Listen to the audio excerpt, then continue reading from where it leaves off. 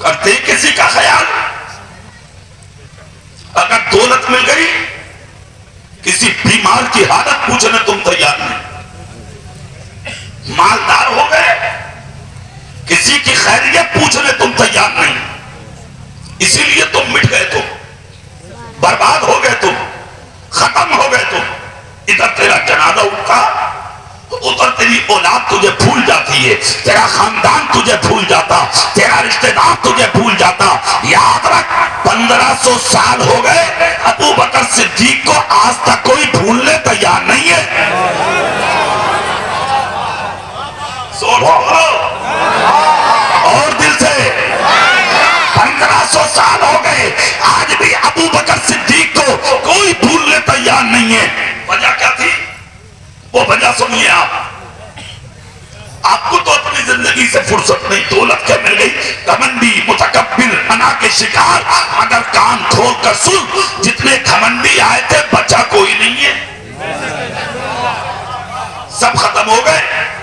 ایک طرف سے دیکھ لے، قارون مٹ گیا، ہارون مٹ گیا، نمرود مٹ گیا، شداد مٹ گیا، حامان مٹ گیا، ابو جہل، ابو لہب، عتبہ، شیبہ، امیہ سب مٹ گئے، یزید مٹ گیا، بچا کوئی نہیں ہے۔ مگر جو سب کچھ رکھنے کے باوجود گردن جھکا کے جیے تھے، مخلوق کے سینے سے سینہ لگا کے جیے تھے، وہ غوث پاک آج بھی زندہ ہے، وہ غریب نواز آج بھی زندہ ہے، وہ صابر پاک آج بھی زندہ ہے، وہ نظام الدین آج بھی زندہ ہے، وہ مخدوم سمنہ آج بھی زندہ ہے، وہ برکت اللہ آج بھی زندہ ہے، وہ فضل اللہ آج بھی زندہ ہے، وہ جمال اللہ آج بھی زندہ ہے، وہ فارس پاک آج بھی زندہ ہے، وہ بدیع الدین آج بھی زندہ ہے، وہ شادی محمد شیر آج بھی زندہ ہے، وہ صدر اللہ فاضل آج بھی زندہ ہے، وہ حافظ ملت آج بھی زندہ ہے، وہ مجاہد ملت آج بھی زندہ ہے، وہ برہان ملت آج بھی زندہ ہے، وہ بریلی کا اعلیٰ حضرت آج بھی زندہ ہے، حجت الاسلام آج بھی زندہ ہے،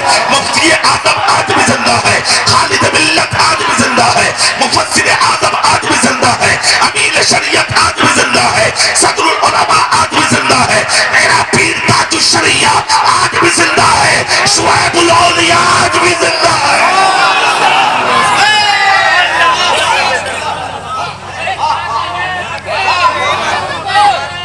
جاؤ ماشاءاللہ، یا رسول اللہ صلی اللہ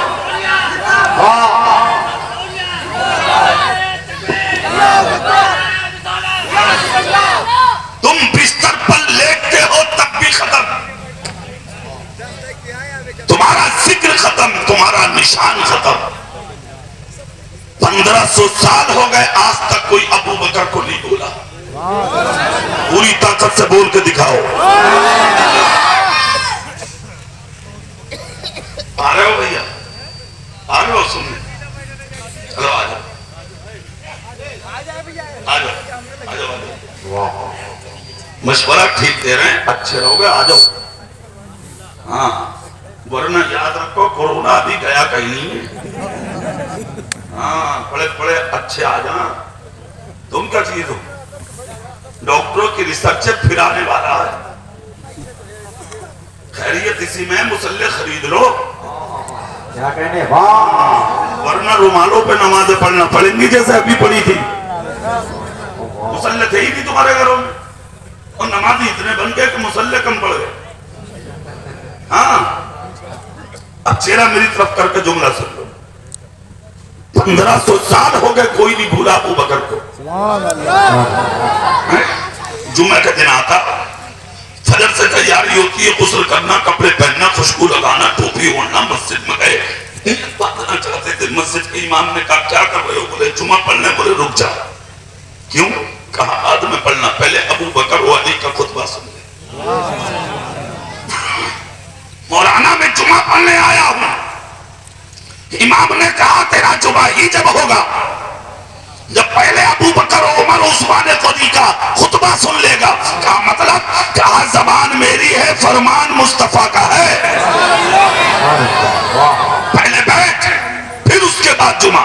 ادب سے بیٹھا، خطبہ سنا، کون ہے ابو بکر، کیوں آیا نام وہاں سے چل کے یہاں تک، وہ زندگی سنے۔ مدینے میں تھے ابو بکر صدیق، ہے نا، دور خلافت تھا آپ کا، رات بھر سوتے نہیں تھے، 7 سال تک ابو بکر صدیق راتوں میں گھوم کے غریبوں کو ڈھونڈتے تھے. کسے ڈھونڈتے تھے بولو؟ زور سے بولو. غریبوں کو, بیماروں کو, مشکل زدہ لوگوں کو تلاش کرتے تھے. کون؟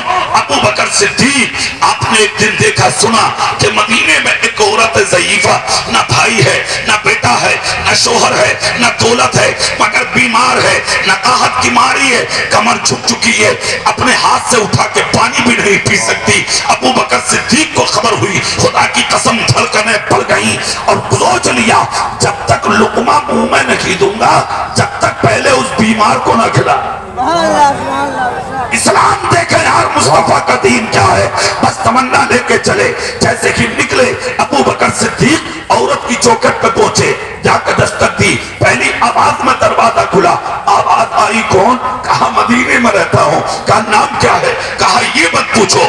آئے کیوں ہو؟ میں نے سنا ہے بیمار ہیں آپ, ضعیفہ ہے آپ, اکیلی ہیں آپ, بھائی نہیں ہے, بیٹا نہیں ہے, پڑوسی نہیں ہے, رشتہ دار نہیں ہے, ساتھ میں کوئی نہیں ہے. کہا کوئی نہیں ہے. کہا جی چاہتا ہے کہ آپ کی خدمت کرنے میں آ جایا کروں. چہرہ ادھر گھماو, ان کو دیکھو, یہ دیکھنے کی چیزیں, ہاں دیکھنے کی چیزیں. ابھی ادھر ادھر منہ کر کے بات مت کرنا.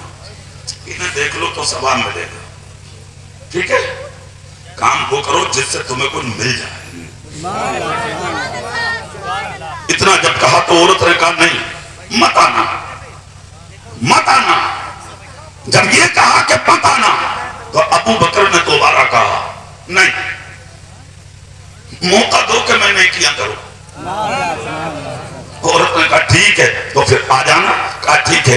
ابو بکر صدیق روزانہ تہجد پڑھ کے اس کی چوکھٹ پہ جاتے, دستک دیتے, دروازہ کھلتا, ہاتھ سے جھاڑو لگاتے, چولہے میں آگ جلاتے, کھانا بناتے, 350 فٹ گہرے کنویں میں ڈول ڈال ڈال کے پانی کھینچتے, مشکیزہ بھر کے اپنی کمر پر رکھتے اور بوڑھی کے گھر میں لاتے اور اس عورت کو کھانا کھلا کے, اسے دوائی کھلا کے پھر صبح صادق میں ابو بکر صدیق اپنے گھر میں آتے. کتنے دن تک کیا؟ 1 سال تک. کتنے دن؟ زور سے بولیے. 1 سال تک ابو بکر صدیق خدمت کرتے رہے. جب 1 سال ہوا خبر حضرت عمر کو ملی کہ مدینے میں ایک عورت ہے بیمار, تو وہ بھی پیچھے کیوں رہتے, دوڑے دوڑے گئے, جا کے عورت کی چوکھٹ پہ دستک دی. آواز آئی کون؟ کہا مدینے میں رہتا ہوں, میں نے سنا ہے آپ بیمار ہیں, جی چاہتا ہے کہ کچھ خدمت کروں. عمر نے جب اتنا کہا آواز آئی کوئی آتا ہے, تم مت آنا. کہا مجھے بھی آپ دعا میں شریک کریں اور نیکیوں کے لیے اجازت دیں. کہا مت آنا, کوئی آتا ہے. تیسری بار بولے عمر بن خطاب ہوں میں. اتنا جب کہا تو عورت بولی تمہیں نہیں بلاؤں گی. کہا مطلب؟ کہا ابھی میرے گھر کا تنکا اٹھا کے تم نے ادھر سے ادھر نہ رکھا اور چوکھٹ پہ آ کے کہہ رہے ہو کہ میں عمر بن خطاب ہوں. جس دن خدمت کر دی تب تو پورے مدینے میں کہو گے تم کہ میں بوڑھی عورت کی خدمت کرتا ہوں. کہا مطلب؟ کہا سن عمر, یہ تو ہے کہ کچھ کیا نہیں اور نام بتا دیا. جو میرے گھر میں آتا نا 7 سال ہونے کے قریب ہے, نام بتانا تو بڑی بات, ابھی چہرے سے پردہ نہیں ہٹایا ہے اس نے. سنیے کیا شان ہے سیدنا ابو بکر صدیق کی. اس کو کہتے ہیں خدمت, اس کو کہتے ہیں مدد, اس کو کہتے ہیں کسی کے کام آنا. ایک آپ بھی تو ہیں امیر, آپ بھی تو ہیں دولتدار, آپ بھی تو ہیں بڑے.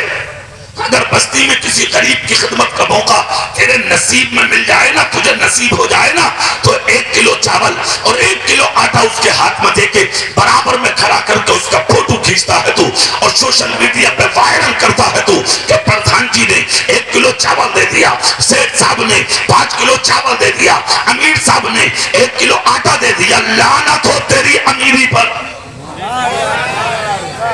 آج میرا ماحول اور میرا معاشرہ تجھ جیسے امیر کو یاد نہیں کرتا, تجھ جیسے امیر کو پسند نہیں کرتا.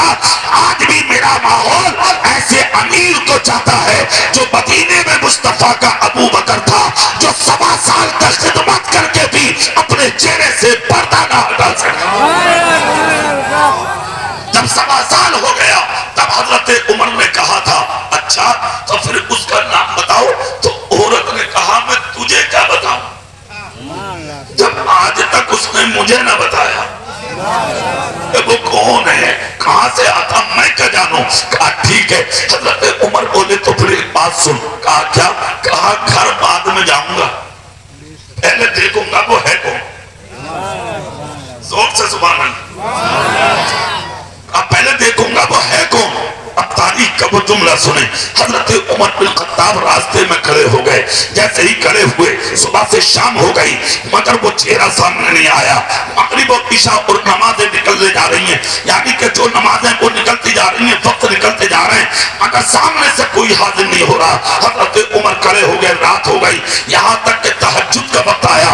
لوگ تہجد پڑھ پڑھ کے جب اپنے گھروں میں جانے لگے تب کہیں جا کے حضرت ابو بکر صدیق نے دیکھا کہ ایک شخص ہے سر سے پاؤں تک پردہ ڈال کے ننگے پاؤں خرامہ خرامہ آہستہ آہستہ اس بوڑھی عورت کے گھر کی طرف بڑھ رہا ہے. عمر بن خطاب پیچھے پیچھے چلے. ہو سکتا ہے یہی وہ شخص ہوگا. اللہ اللہ. جیسے کہ پیچھے پیچھے چلے حضرت عمر فاروق اعظم تو چلتے چلتے وہ شخص اسی عورت کے دروازے کے قریب گیا. پیچھے سے عمر بن خطاب گئے جا کے کاندھے پہ ہاتھ رکھا اور ہاتھ رکھ کے کہا رکو میں تمہارے انتظار میں پورا دن کھڑا رہا پوری رات کھڑا رہا. کہا پھر؟ کہا چہرے سے پردہ ہٹاؤ. نہیں ہٹا.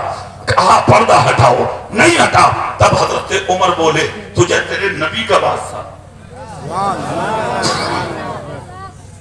اگر پردہ نہیں ہٹاتا تو نام بتا دے کہ تو کون ہے. اتنا جب کہا تو ابو بکر صدیق نے دہنا ہاتھ اٹھایا اور اپنے چہرے سے نقاب پلٹی. جیسے ہی چہرے سے پردہ ہٹایا خدا کی قسم قربان جائیں حضرت علی نے سر چوما سینے سے لگ گئے آغوش محبت میں لے کے کہا اللہ کی قسم میرا دل کہہ رہا تھا ابو بکر تمہارے علاوہ کوئی اور ہو ہی نہیں سکتا. اور دل کی آواز سچ نکلی کہ آپ ہی نکلے. اللہ اللہ. اتنا سننا تھا. ابو بکر صدیق کو جب غور سے دیکھا حضرت عمر نے تو دونوں آنکھ سے آنسو نکل رہے تھے. حضرت عمر نے کہا ابو بکر رو کیوں رہے ہیں؟ کہا بس کچھ مت پوچھو. کہا ایک بات بتاؤ. کہا کیا؟ کہا کہ آپ نے پاؤں میں جوتیاں کیوں نہیں پہنی؟ اب ابو بکر کا جواب سنیں. کہتے ہیں عمر سن یہ وقت نیند کا ہوتا ہے اور راستے مدینے کے تنگ ہیں. جب میں نکل کے آؤں گا میری عادت ہے میں لکڑی کی کھاؤں پہنتا ہوں وہ راستوں میں آواز کرے گی. کوئی آواز سن کے آ سکتا ہے. اتنی رات میں کون نکل کے کہاں جا رہا ہے؟ میں جب پوری عورت کے گھر میں جاؤں گا تو دیکھنے والے دیکھیں گے یہ ابو بکر ہیں اور اس عورت کے گھر میں خدمت کرتے ہیں. میری نیکیوں کا اظہار ہوگا. اے عمر میں نہیں چاہتا کہ میری اچھائیوں کا اظہار اللہ رسول کے علاوہ کسی اور کے سامنے ہو جائے. میرا مقصد صرف یہ ہے کہ دنیا کے اندر کچھ ملے نہ ملے ابو بکر کا خدا اس سے راضی ہو جائے. سنیے آج آپ نے کبھی سوچا کہ ہم اللہ کو راضی کریں؟ کبھی آپ نے سوچا ہم اپنے رسول کو راضی کریں؟ کبھی آپ نے سوچا ہم مخلوق خدا کو راضی کریں؟ اگر کسی کی مدد کا موقع مل جائے تو تجھے فوٹو سے فرصت نہیں. تصویر فوٹو اس کے علاوہ کچھ نہیں. سوشل میڈیا پہ وائرل کرنا ہم نے اس کی مدد کی اس کی مدد کی اس کی مدد کی کوئی مطلب نہیں ہے تیری مدد کا. اگر کسی کی مدد کرنا آنا تو اس صورت میں کر کہ کوئی راضی ہونا ہو تیرا خدا راضی ہو. اور ایک بات یاد رکھ جس دن خدا راضی ہو گیا اس دن کسی کی ضرورت تجھے پڑے گی نہیں.